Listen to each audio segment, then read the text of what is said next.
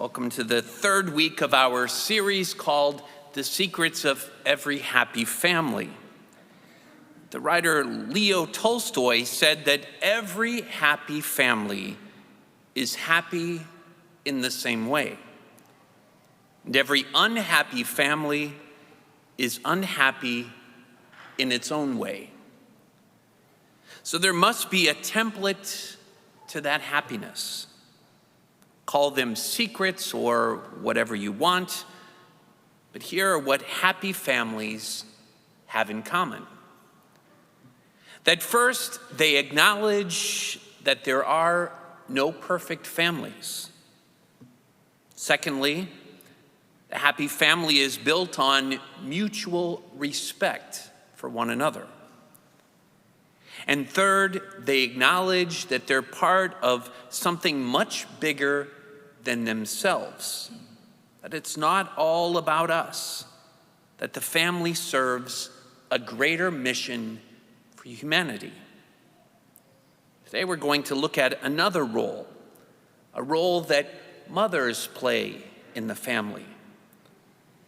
That in the gospel reading that we just heard, we hear about a wedding feast at Cana. And among the invited guests, first we hear that appears Mary, Jesus' mother, and then Jesus, and then the disciples. In that order, Mary, Jesus, and the disciples. Now, Cana is about 9 miles north of Nazareth, where Jesus grew up. But the wedding party doesn't go as planned. That the gospel writer John tells us that the wine ran short. The mother of Jesus said to him, "They have no wine." Keep in mind that hospitality in the Middle East is a big deal, so this was not good. But Jesus says to her, "Woman, how does your concern affect me?" That probably just one of the other secrets to a happy family here is husbands, don't quote that to your wife. That if it sounds like Jesus is pushing back on what his mother is asking him, it's because he is. But seemingly deaf to his response, Mary said to the servants, "Do whatever he tells you." To make a long story short, he turned the water that they had into wine. And not just wine, but exceptional wine. Wine in Scripture is a symbol of abundance. Jesus provides a superabundance, gallons and gallons and hundreds of gallons of wine equivalent to hundreds of bottles of the best wine in our own measurement today. This miracle takes place all because of the relationship of Mary with the couple and the relationship of Mary with her son. This is why many Catholics prayerfully turn to Mary. We don't pray to her, but we can pray through her. She can bring our prayers to her son. Our Protestant brothers and sisters would say that we should just go directly to Jesus in our prayer, and they're absolutely right. But Catholics are also right to go to the one person who knew her son would handle a problem, even when Jesus himself had said, "How does your concern affect me?"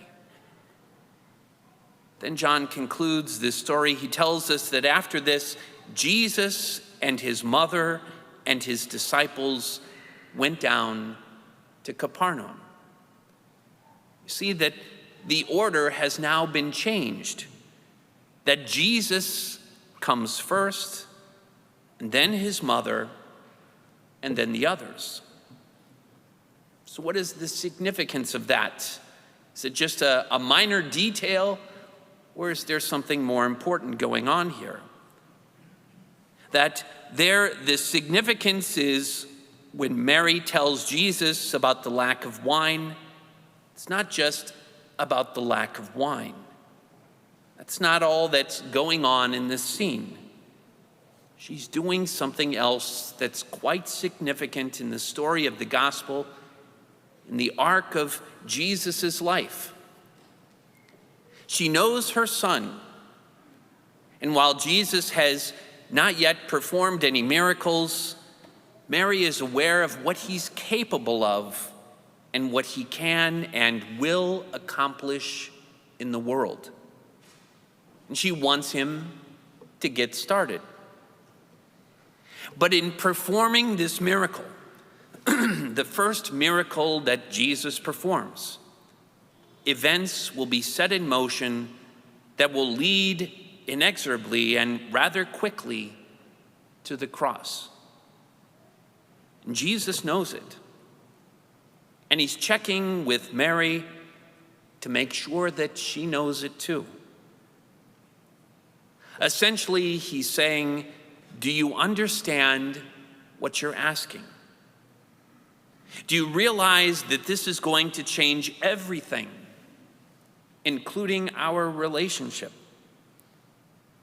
The story begins with Mary first, but now Jesus is first, and Mary is his disciple. The roles have changed, and that can take some getting used to. Happy families, successful ones, are characterized by mothers who understand that they're preparing their kids for release into their own lives, under their own authority, in the larger world. In the same way that Mary released Jesus into his public ministry. And in the same way, as a mom, your very success brings loss in a certain sense and sadness. On the flip side of this story, for all of you kids from 2 to 92, we see that happy families are also marked by respect towards mothers. While the authority of a mother has over her children eventually comes to an end, honor and respect are permanent features of the relationship. In the 10 Commandments, God himself commands us to honor your father and your mother, that you may live a long life. It's the only one of the 10 Commandments that brings a promise and a blessing on its own. That's how important this commandment is in the eyes of God. So, are you parenting your children with God's purpose in mind? Which I mean, are you parenting knowing that eventually your job is to let them go and to release them into the world? The family is an image and reflection of God's love. It's an imperfect reflection for sure, but it is a reflection. In fact, our family's imperfections and our frustration at our flaws point us to our desire for something more.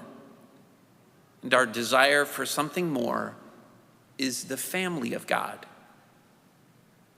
Ultimately, what God is doing in the world is building his family, and we get to be a part of it. But here's the thing. We're supposed to be practicing now in our own families.